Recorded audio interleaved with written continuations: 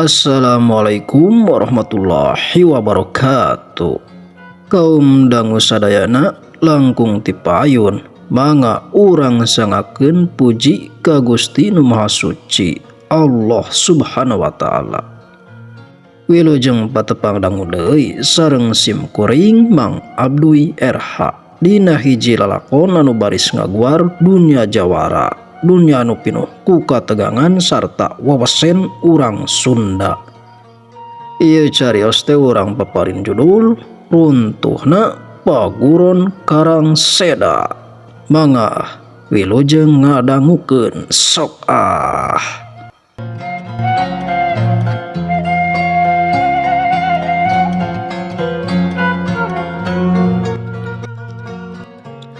Caturkeun harita teh di lamping Gunung Halimun anu sakurilingna pinuh ku haseup bodas. Nangtung hiji paguron silat anu kacida kawentarna paguron Karang Seda, kitu kasebutna ku urang dinya mah. Anu mingpina teh saurang kasepuhan anu parantos jembar ku pangalaman. Katelahna nyaeta Abah Sura. Kacaritakeun kayaan di dinya harita teh wanci parantos liwat tengah peuting.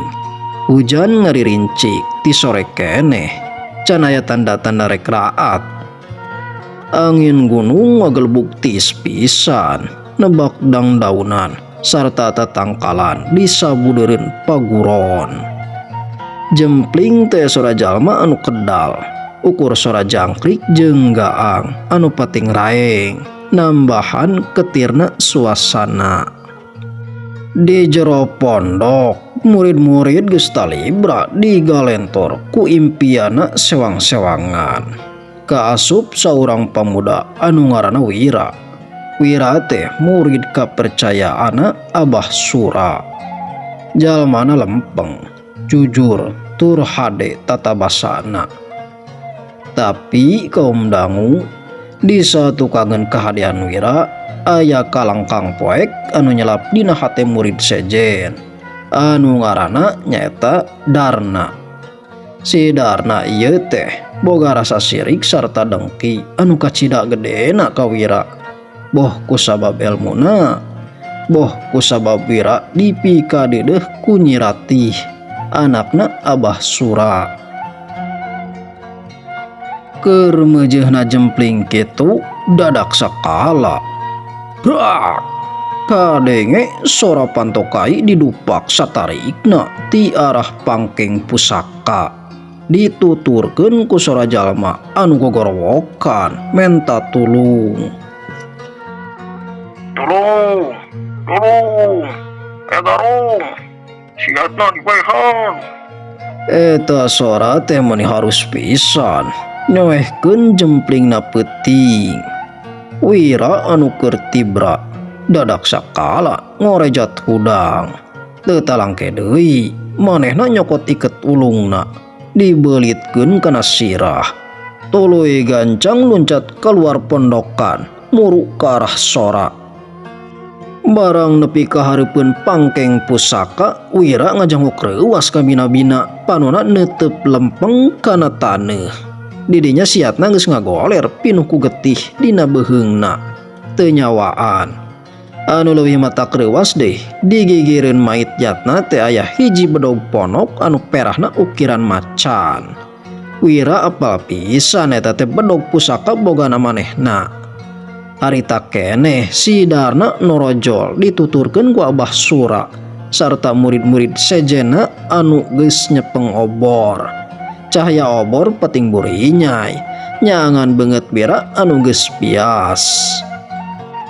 Tah, iya bangsana teh bah. Tetela si Wira anu geus maehan yatna teh. Wira ngarengkok asa ditorok-tok kilat luhureun sirahna. Darna, ulah ngacaprak sia. Kuring ngakarak nepi ka dieu. Halah, ulah loba alesan Wira. Tembal Darna bari nyentak. Kuring ningali sorangan, maneh rek mau kita pusaka. Terus dihalangan ku yatna, laju maneh neuk beuheungna ku bedog maneh. Tuh tempo, bedog maneh masih kene bolobor ku getih. Kaum dangu Abah Sura ngareng hap berat. Anjeuna nyokot eta bedog bari paneutupna matak ngenes.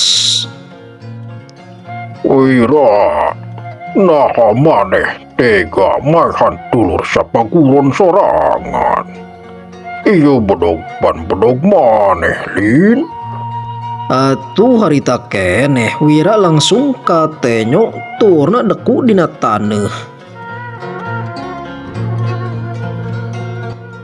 Wah, leres eta bedog kuring. Tapi kuring sumpah, eta bedog teh tadi aya dina hanapeun bantal kuring. Kuring dipitnah bah. Si Darna nunggus ngararancang ieu sadayana. Setan syah, wani keneh malik nuduh ka aing. Si Darna langsung loncat, suku katuhuna narajang dada Wira. Wah! Wira anu keur leuleus hate teu kaburu nakis. Awakna ngajengkang ka tukang, nincak leutak anu baseuh ku hujan. Sedengkeun Abah Sura harita teh katenyo ngangkat leungeunna. Cukup. Oh, Jempling kabeh.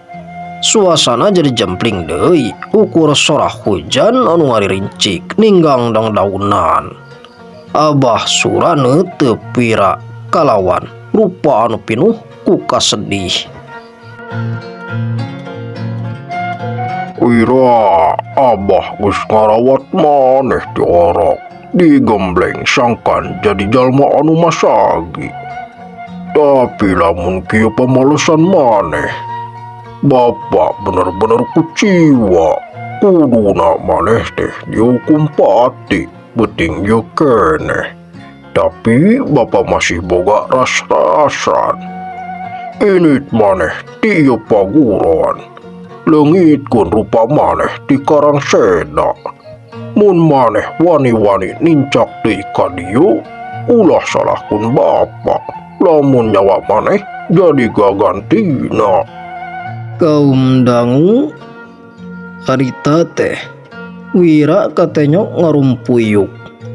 Turna nincak cai hujan.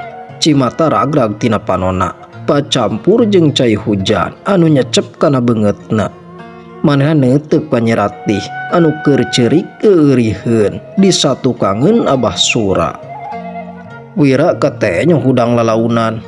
Manehna neuteub seukeut ka si Darna anu keur seurik koneng dina poekna peuting.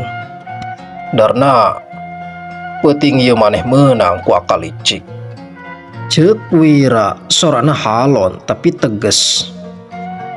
Kuring init mawa wirang, tapi inget kahadean moal salawasna bisa ditutupan.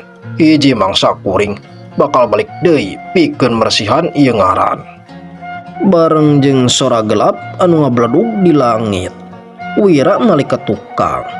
Manehna ngalengkah panceg, lumpat nembus poekna peuting, narabas hujan jeung angin leuweung Gunung Halimun. Init mawa tatu dina hate, mawa dendam anu baris jadi sumanget dina lalampahanana ka payun.